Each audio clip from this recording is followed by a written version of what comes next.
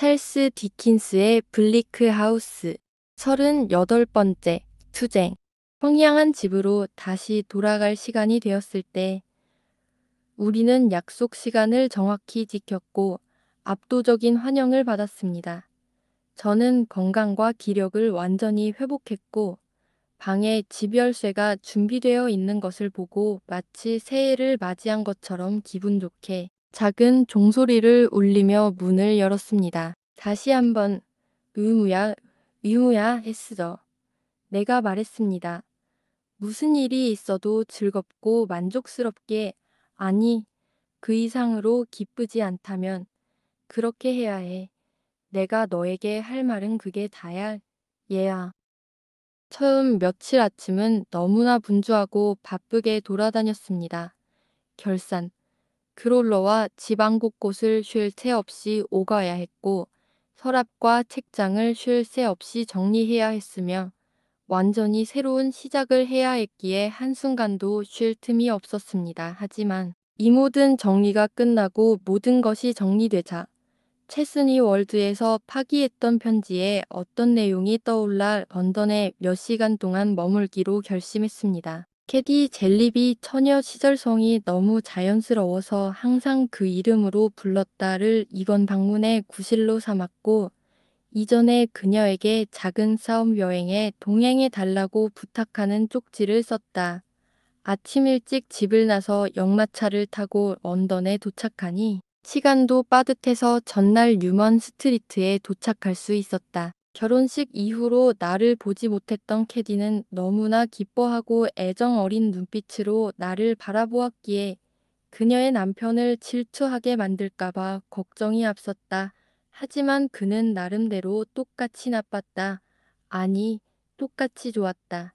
간단히 말해, 그건 옛날 이야기였고 아무도 내가 공덕을 쌓을 기회를 주지 않았다. 터비드롭 씨는 침대에 누워 있었고 캐디는 초콜릿을 재분하고 있었다. 춤이라는 직업을 도제로 삼는다는 건 참 묘한 일인 듯 우울한 어린 소년이 초콜릿을 위층으로 날라다 주려고 기다리고 있었다. 캐디는 시아버지가 매우 친절하고 사려 깊어서 함께 행복하게 살았다고 말했다. 시아버지가 함께 산다는 말은 시아버지는 좋은 집과 좋은 숙소를 모두 누리고 있었지만 캐디와 남편은 갖출 수 있는 모든 것을 누리고 뮤스 MEWS 건너편 모퉁이 방 2개에 묵고 있다는 의미였다. 캐디, 내 엄마는 잘 지내. 내가 물었다. 에스더, 아빠를 통해서 그녀 이야기를 들었어. 캐디가 대답했다. 하지만 그녀에 대해서는 거의 알지 못해. 우리는 좋은 친구라고 말할 수 있어서 다행이야. 하지만 엄마는 내가 댄스 선생님과 결혼한 게 뭔가 불합리하다고 생각해.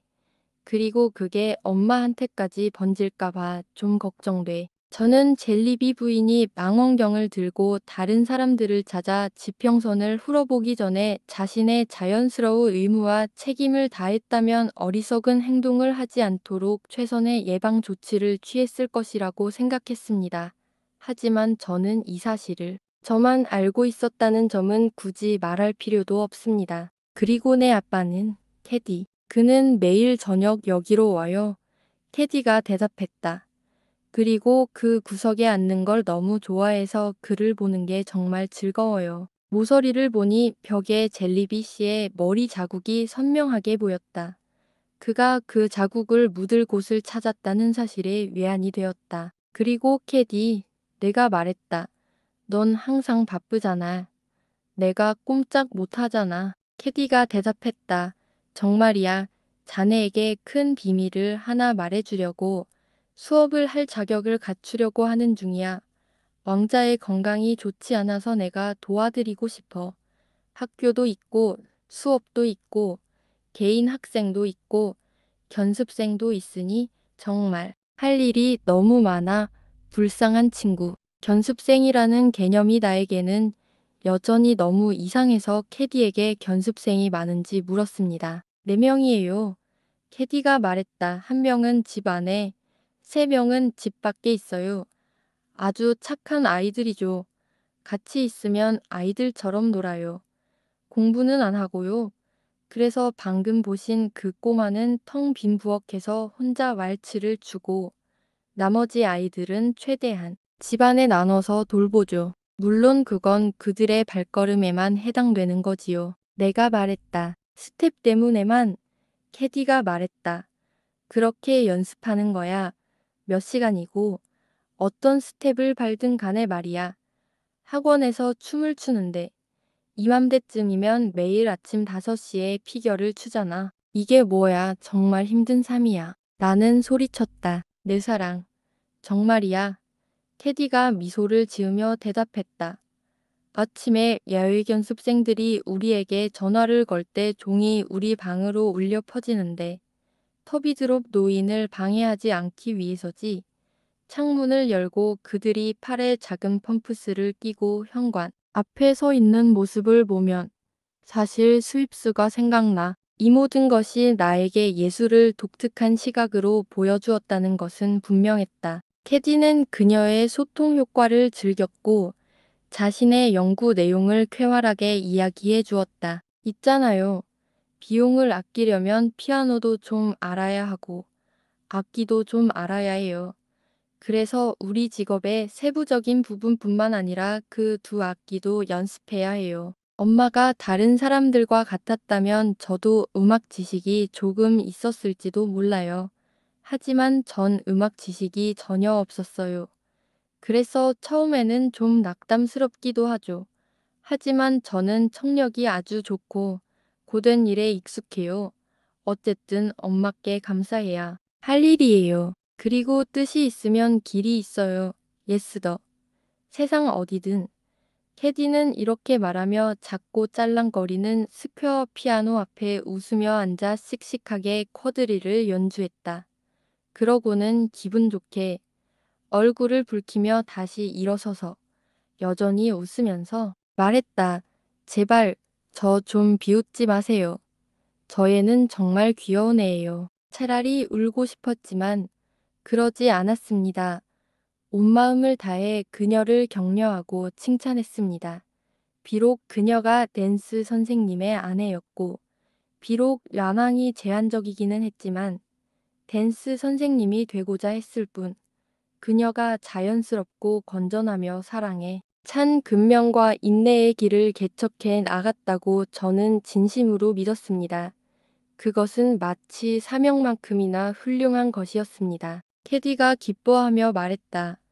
내가 얼마나 나를 응원하는지 상상도 못할 거야.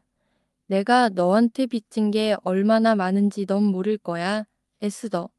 내 좁은 세상에서 뭐가 달라지겠어. 내가 그렇게 무례하고 낯설었던 첫날 밤 기억나? 그럼 내가 사람들에게 춤을 가르치는 걸 다른 모든 가능성과 불가능을 누가 생각했겠어. 우리가 이런 대화를 나누는 동안 우리 곁을 떠났던 그녀의 남편이 무도장에서 견습생들을 훈련시킬 준비를 하며 돌아왔다. 캐디는 내가 언제든 도와줄 수 있다고 말했다.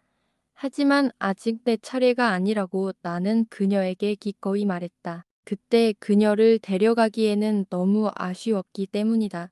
그래서 우리 셋은 함께 견습생들에게로 갔고 나는 무도회에서 한 명을 만났다. 견습생들은 정말 기묘한 고맹이들이었다. 텅 빈 부엌에서 혼자 왈츠를 추느라 우울해지지 않았으면 하는 그 소년 외에도 다른 두 소년과 얇은 천 드레스를 입은 더럽고 축 늘어진 소녀 하나가 있었다. 영특한 어린 소녀는 촌스러운 보닛 그것도 얇은 천으로 만든 을 쓰고 낡고해진 벨벳 레티클의 샌들을 신고 왔다. 춤을 추지 않을 때는 금과 구슬, 주머니에 쥐가 나는 뼈를 넣고 다리와 발은 지저분하고 특히 발꿈치는 엉망이었다. 나는 캐디에게 부모님이 왜 아이들을 위해 이 직업을 선택하셨는지 물었다. 캐디는 모르겠다고 했다. 어쩌면 교사나 무대에 서기 위해 그런 직업을 택하셨을지도 모른다고 했다. 그들은 모두 가난한 사람들이었고 우울한 소년의 어머니는 생강맥주 가게를 운영했다. 우리는 1시간 동안 아주 진지하게 춤을 추었다.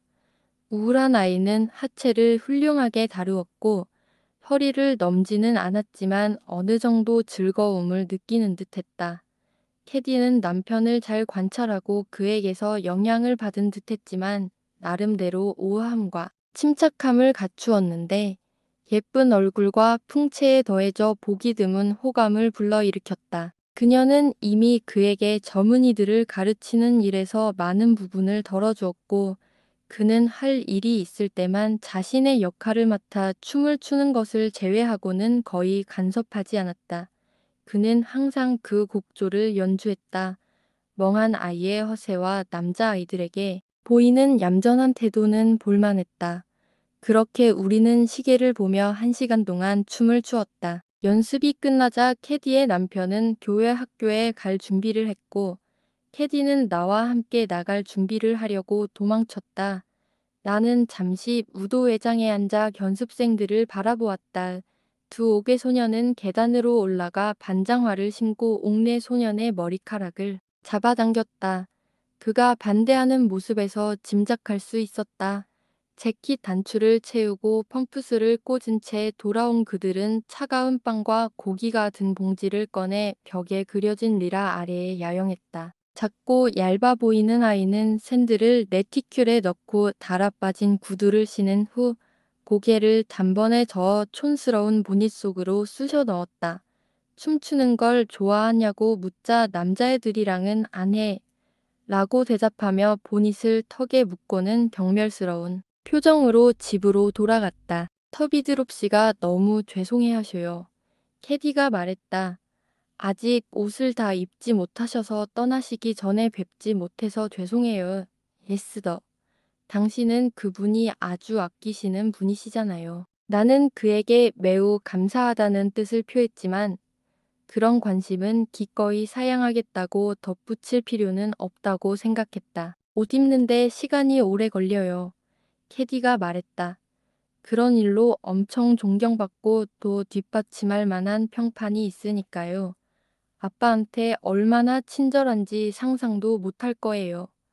어느 날 저녁 섭정 왕자 얘기를 아빠한테 하셨는데 아빠가 그렇게 관심 있는 걸 본 적이 없어요. 터비드롭 씨가 젤리비 씨에게 품위를 뽐내는 사진 속 무언가가 내 마음을 사로잡았다. 나는 캐디에게 아빠를 자주 데리고 나가냐고 물었다. 아니요. 캐디가 말했다. 그렇게 하는지는 모르겠지만 아빠랑 얘기하면 아빠가 엄청 좋아하시고 잘 들어주시고 좋아하세요. 물론 아빠가 행동거지가 별로 좋지 않다는 건 알지만 둘은 아주 사이좋게 지내요. 얼마나 좋은 친구인지 상상도 못할 거예요. 아빠가 코담배를 피우는 걸 본 적은 없지만 터비드롭 씨의 코담배 상자에서 코담배를 한 줌씩 꺼내 코에 대고 저녁 내내 다시 꺼내 드세요. 근 늙은 터비드롭 씨가 인생의 우연과 변화 속에서 보리오블라가에서 젤리비 씨를 구출하러 왔다는 것은 나에게 가장 즐거운 기이한 일 중 하나로 여겨졌습니다. 피피에 대해 말하자면 테디가 약간 망설이며 말했다. 에스더, 내 가족 다음으로 내가 가장 두려워했던 아이였는데 터비드롭 씨에게 불편을 끼칠까봐 노신사께서 그 아이에게 베푸신 친절은 그 무엇보다 대단했어. 예, 노신사가 피피를 만나고 싶어 하더구나. 침대에 신문을 가져다 주게 해주고 토스트 껍질도 주며 집안일도 시켜주고 육펜스를 받으러 오라고까지 했어. 간단히 말해서 캐디가 쾌활하게 말했다. 산문이 아니라 난 정말 행운아야. 정말 고마워해야 해. 있어. 어디 가는 거야? 올드 스트리트 로드로 갑니다. 내가 말했다. 제가 런던에 와서 당신을 처음 본 바로 그날 마차 사무실로 마중 나온 변호사 서기에게 몇 마디 할 말이 있습니다. 이제야 생각나네요. 우리를 당신 집으로 데려다준 그 신사분. 그렇다면 저는 당신과 함께 가는데 적합한 사람인 것 같습니다. 캐디가 대답했다. 올드 스트리트 로드로 가서 구피 부인의 집에 구피 부인이 있는지 물었습니다. 응접실에 앉아있던 구피 부인은 실제로는 청하기 전에 문 밖을 엿보다가 현관문에 부딪혀 마치 호두처럼 깨질 위기에 처해 있었습니다. 그런데 구피 부인은 즉시 나타나 우리에게 안으로 들어오라고 했습니다. 큰 모자를 쓴 노부인으로 코는 다소 붉고 눈은 약간 떨렸지만 온몸에 미소를 띠고 있었습니다. 그녀의 좁고 아늑한 거실은 손님을 맞이할 준비가 되어 있었고 거기에는 아들의 초상화가 걸려 있었습니다. 제가 여기에 거의 있었을 뻔했지만 그 초상화는 마치 살아있는 것 같았습니다. 아들을 고집스럽게 쫓아냈고 절대 놓아주지 않으려고 단단히 마음먹은 듯 했습니다. 초상화만 있었던 게 아니라 원본도 거기 있었습니다. 그는 여러 색깔의 옷을 입고 있었고 검지로 이마를 짚고 테이블에 앉아 법률 서류를 읽고 있는 모습이 발견되었습니다. 서머슨 양, 구피 씨가 일어서며 말했다. 이곳은 정말 오아시스네요. 어머니, 다른 부인을 위해 의자를 좀 놓아주시고 통로에서 나가주시겠어요. 끊임없이 미소를 짓고 있어 익살스러운 표정을 짓고 있던 구피 부인은 아들의 말대로 한 다음 구석에 앉아 두 손으로 주머니 손수건을 가슴에 대고 마치 찜질하듯이 잡고 있었다. 나는 캐디를 소개했고 구피 씨는 내 친구라면 누구든 환영한다고 말했다. 그런 다음 나는 방문 장소로 향했다. 저는 감히 당신에게 편지를 보냈습니다.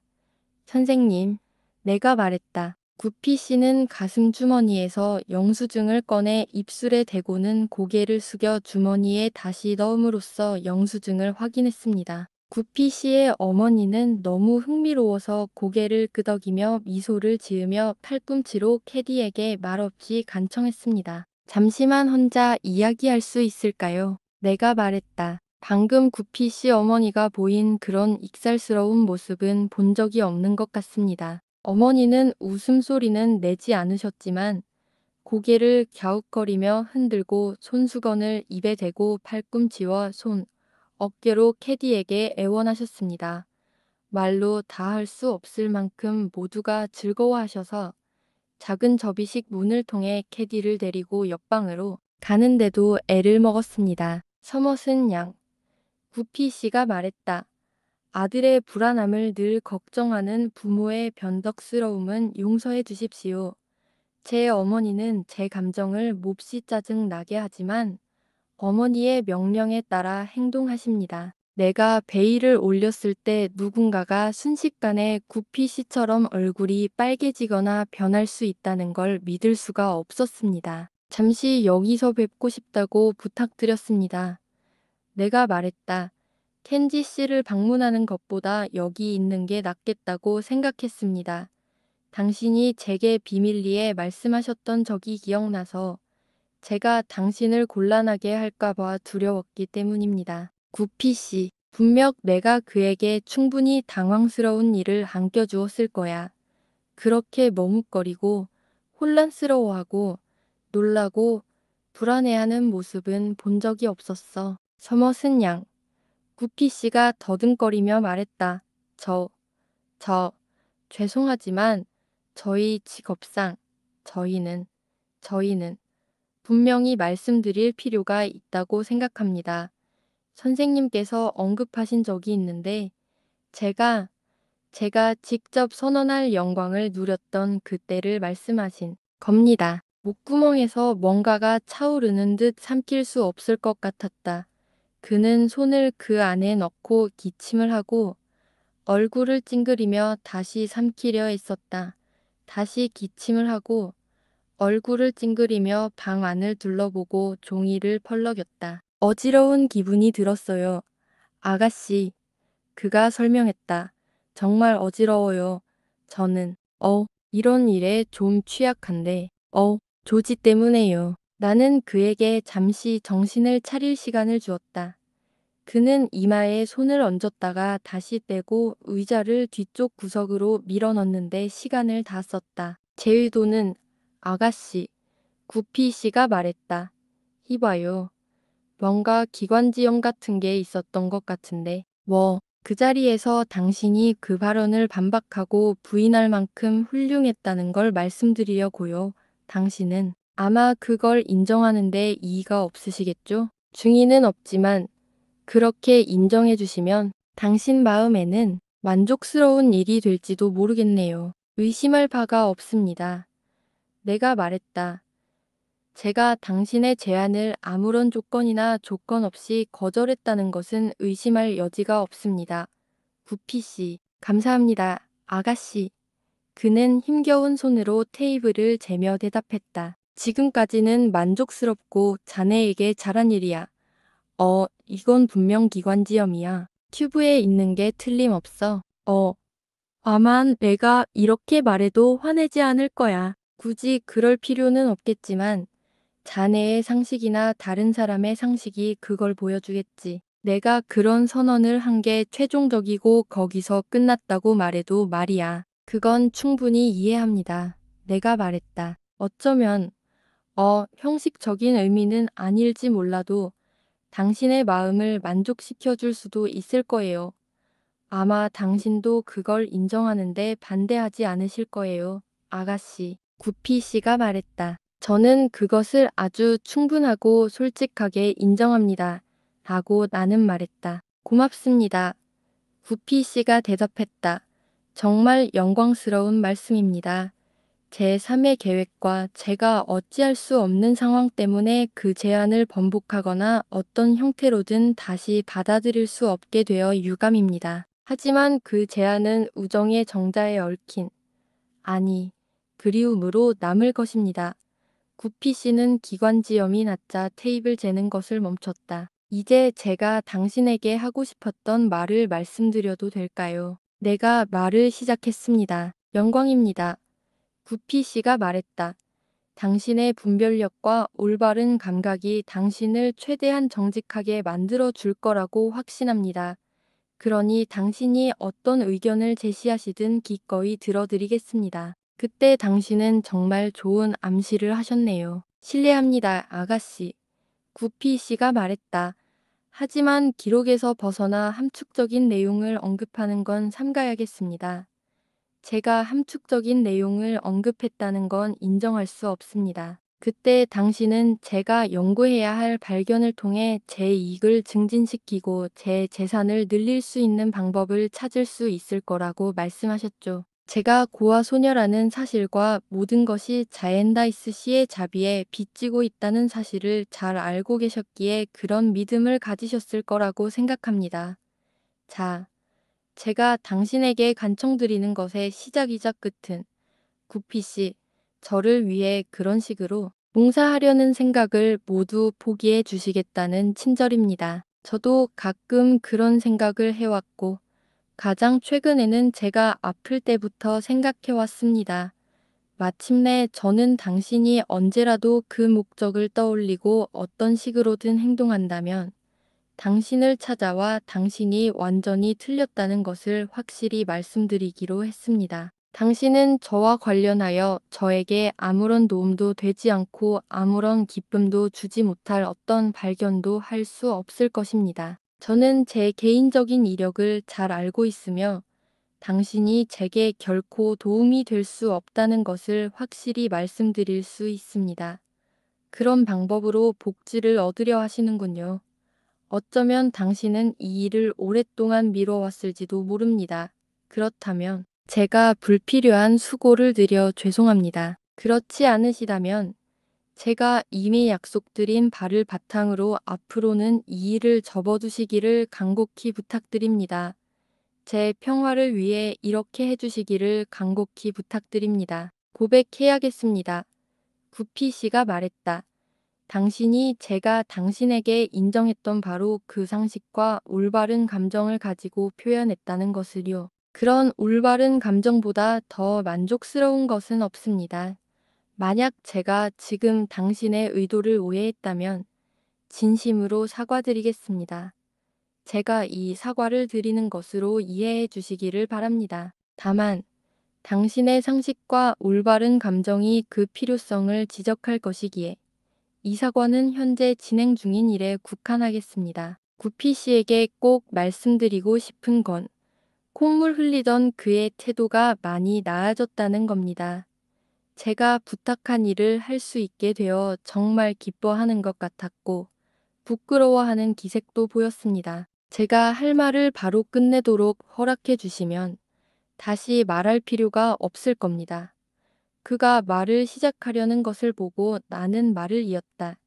저에게 친절을 베풀어 주시는 겁니다. 선생님, 선생님께서 저에게 당신의 이러한 생각을 솔직하게 말씀해 주셨기에 가능한 한 은밀하게 찾아뵙고자 합니다. 선생님께서도 기억하시겠지만 저는 항상 그 마음을 존중해 왔습니다. 제 병에 대해서도 말씀드렸습니다.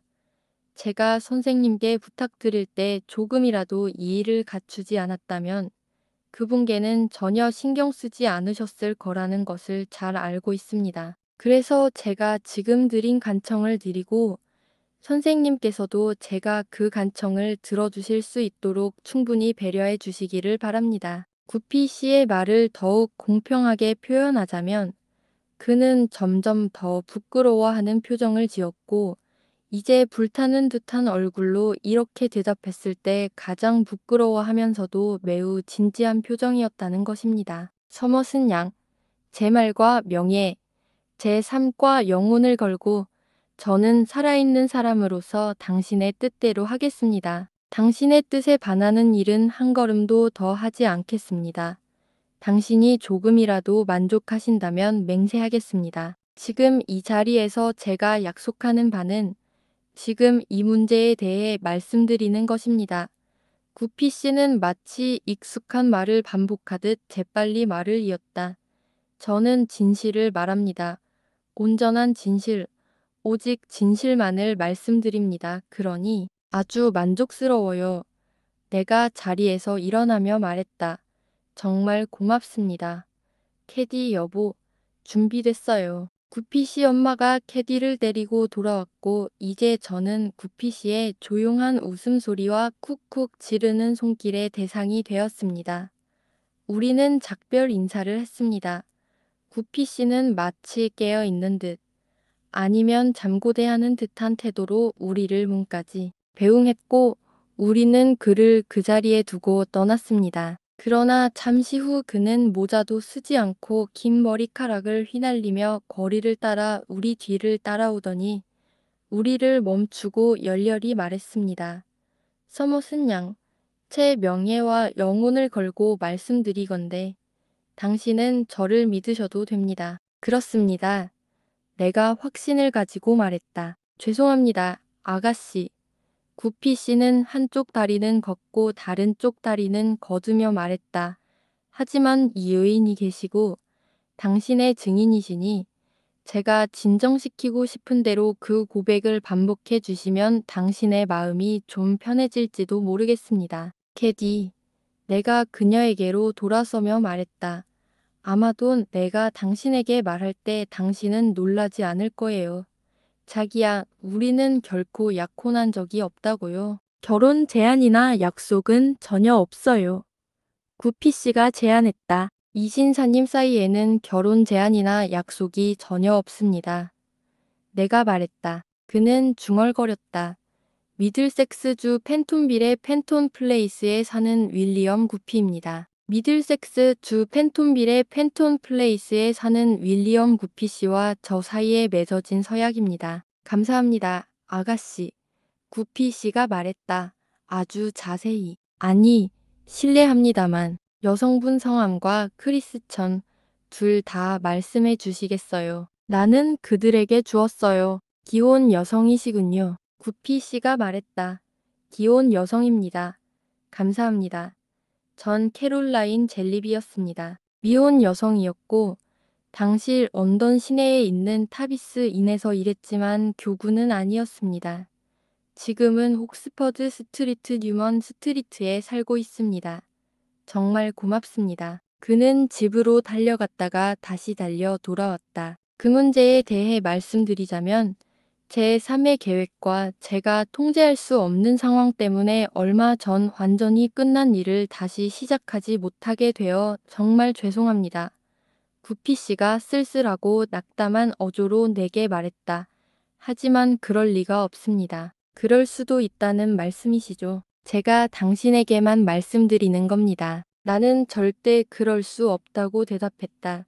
그 사람은 조금도 의심하지 않았다. 그는 내게 고맙다고 말하고는 다시 어머니 댁으로 달려갔다. 그리고 다시 돌아왔다. 정말 영광스러운 일이죠. 아가씨, 구피 씨가 말했다.